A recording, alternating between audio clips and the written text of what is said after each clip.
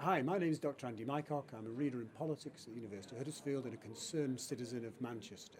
And I'm here today to argue the case that there is a need for more citizen involvement, not only in deciding what the nature of devolution is, but also particularly in shaping the forthcoming mayoral elections. And so I'm going to be arguing that people need to get involved, not just in political parties, but also in underground groups and bottom-up groups that can change the tone and tenor of the debates about decentralisation. I come to you with three hats on. I'm a North Derbyshire lad. I live in Manchester. I'm very involved in the Devo-Manc debates over there, and I'm a university academic at Huddersfield. So driving across the Snake this morning is sort of like connecting all the different parts of me together. When the Conservatives recently invaded my city, my home city, Manchester, Chancellor of Exchequer George Osborne declared that there was a devolution revolution, and we're experiencing it now. I would argue that actually what we're seeing is anything but a revolution, that it is actually very much in the tradition of the constitutional pragmatism that we've seen over the last 200 years, that it's unplanned, it's bespoke, and there isn't a clear sense of any destination, and the kinds of problems that manifest, we can see what's happening in Scotland. It's also about the extension of the British political tradition, which is largely about elite-to-elite conversations, that it doesn't involve the greater public. And in many ways, one of the main issues there is that all that's changed is that it's Westminster elites talking to local government elites, and we've been left out of it. The first problem with the constitutional lack of surety is in many ways that there isn't really a clear sense about the process, the purpose, and the end point of this devolution conversation. And the problem with that is if you actually start a journey without being sure about the end point, you often end up with something very different than what you started out. And Scotland proves that very much. The process lacks transparency. We're not sure, because it is elite to elite, we're not given a sense about, well, how are these conversations taking place and what's our role in them. And if you actually think about that lack of endpoint, I'll give you two examples of countries that have different approaches and the kind of products that manifest.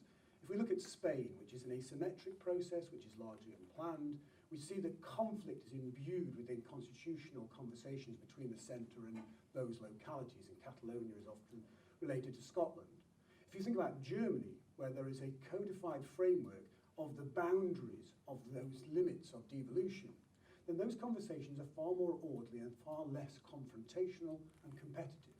What we're seeing at the moment in England is very much the former, that we're seeing Manchester, Liverpool, Leeds, Sheffield, they're competing with each other to try and gain preference from central government. This is about devolution, not decentralisation. It's about the government at the centre giving away power when it feels it is appropriate. And the problem with that is that local government and also regional elites can't plan for the future because they don't know what's going to happen, because in many ways it's a whim of George Osborne. Beyond that, it is the problem of a lack of citizens' power in these conversations, and there is a real absence here, which links to this second problem about it being an elite-to-elite conversation. And I argue that the problem at the moment is that there is a democracy gap, that there is a gap where the general public should be invited into these conversations, and in many ways it goes back to the 2012 mayoral referendum, and the fact that in Manchester, my home city, and in Sheffield, the principle was rejected. Well, many of those local elites within City Hall now believe that the general public is behind those politicians, and the problem is that if you go and ask us, that we simply don't understand. They don't give the general public a sense in which actually they do understand these conversations, and they do have legitimate suspicions about the purpose, the process, and the end point. And in many ways, that is a critical issue because it links to the second problem of democracy gap. If we're going to have mayoral elections in 2017, rather than it being an election about the extent and the process and the purpose of devolution, it's going to be served up as a fait accompli. There's going to be no real sense in which you can actually change the terms because the deals are being signed without that democratic consent. And it's highly likely that that's going to be problematic if we look at what's happened in London. Because the issue that's left out of this process is one of democracy. We're often talking about economic regeneration, about the idea of northern powerhouses, of rebalancing the country. The democratic element is seen to be absent from that narrative. In Manchester, the 17 frameworks which are linked towards devolution, none of them link to improving democratic engagement within Manchester, and that's deeply problematic. If we look at turnout in local elections in Manchester, it is an average of 37%. The turnout in the last Greater London mayoral election, 38%. And the deep problem is that if citizens feel that they're being served a fait accompli, rather than engaging in local politics, it's highly likely they simply won't vote. So we're not actually going to see any greater engagement. More than that is the problem of this unplanned process in the way in which it's going to actually not address some of the problems it's creating. And I would finish by arguing there are two problems here.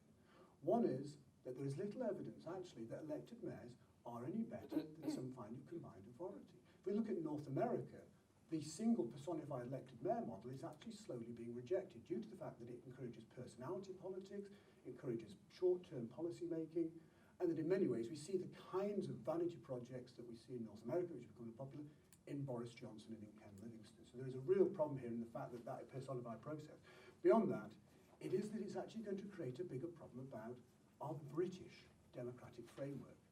The idea of solving the English question through English votes for English laws or through regional democracy is actually going to create what I would call not a West Lothian problem, but the Manchester-Withington problem. My constituency is Manchester-Withington. My MP is Jeff Smith. He will not be able to vote on issues around health and social care, transport, etc. in his own constituency because that will have been devolved. And yet he will be able to vote in parts of the country where it hasn't been devolved. So what you're actually doing is creating the West Lothian problem where you had Scottish problem for MPs voting on English issues and not vice versa. You're going to create exactly that same problem within England. You're going to have a two-tier problem. And that is the problem about the whole process. So it is wonderful that you people are giving your time up and taking part in this. It isn't necessary that citizens need to be involved. I leave you with two thoughts. First is you need to think about how you compete for the 2017 mayoral elections. As much as the process is flawed, it is a practical reality. And as citizens are going to gain control of this agenda, you need to think about how you can actually involve yourself within political parties, within democratic movements, or as citizens in groups alone. Because if you don't, then the process that's taking place at the moment will continue. Secondly, though, it is more about shaping the scope of this whole process of devolution itself. And this kind of assembly is essential in trying to get a change in public discourse so that politicians that are signing these deals recognise that the public not only understand what's happening, but they have a voice which needs to be heard. Thank you very much.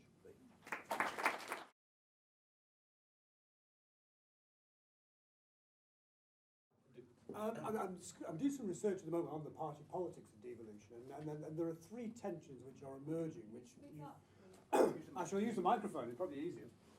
I say I'm doing some research on the sort of party political tensions that are emerging around devolution. And I think there are three questions which are emerging which are going to be problematic. The first is that if you look at the Manchester deal, many of the Manchester MPs are actually contradicting what's been said within the town hall in Manchester, particularly critical about things like the health and social care deal.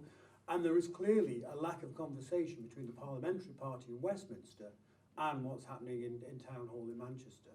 And that's producing one sense of friction. If you look at the combined authority, and you look at the debate this week that Mike was referring to in Parliament, a second element is that actually within the 10 combined authorities, you've got one Conservative authority, Trafford.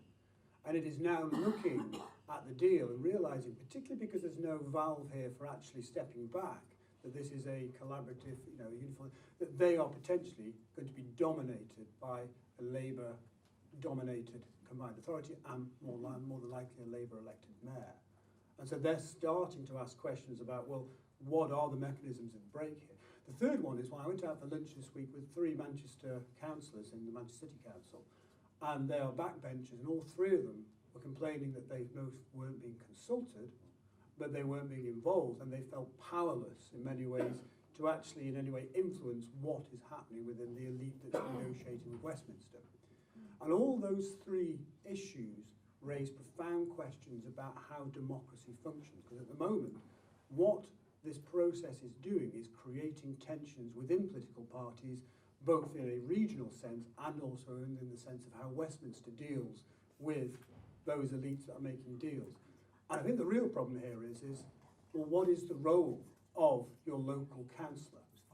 Is it simply to have a debate and then be whipped through, or are they going to actually act as your agents in some ways to deliberate some of the issues that you're raising? I think that's a question which really needs to be addressed.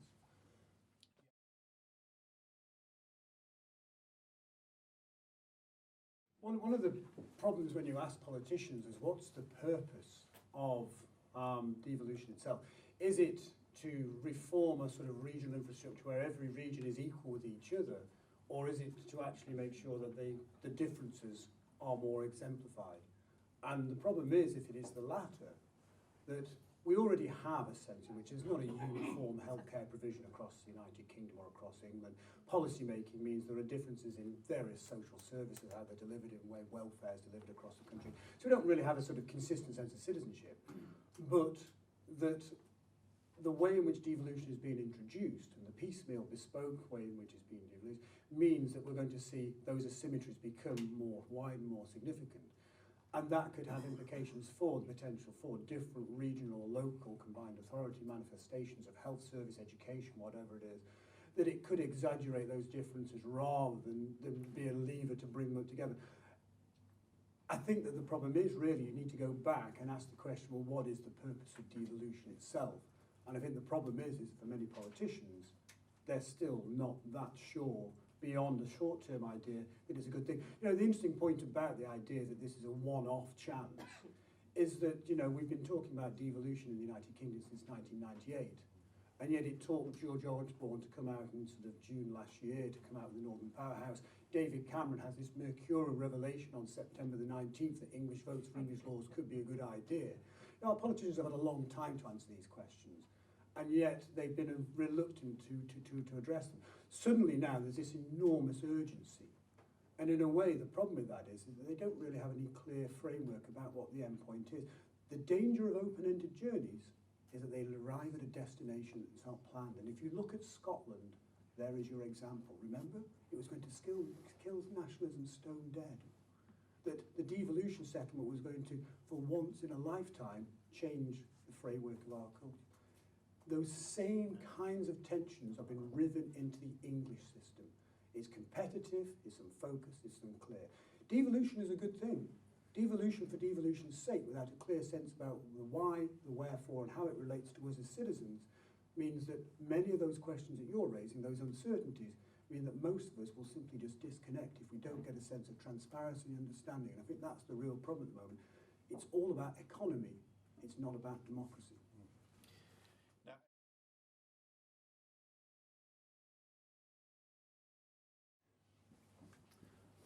I think the question about funding is a good one. You know, what is going to be required is a development of not only civil service but policy making in local and combined authorities. And what we've seen over the last 4 or 5 years is actually the cuts have actually harvested and hold out a lot of that capacity. And there isn't a conversation really developed at Westminster or Whitehall about the extent to which it's going to need to see central government, and it's become kind of central government, devolve down, and with that the costs associated with it. And I think one of the problems in Manchester is, of course, is that there is concern about the cost of merging health and social care, which is coming at a time of cuts, how that's going to be realised, and there are profound issues around that.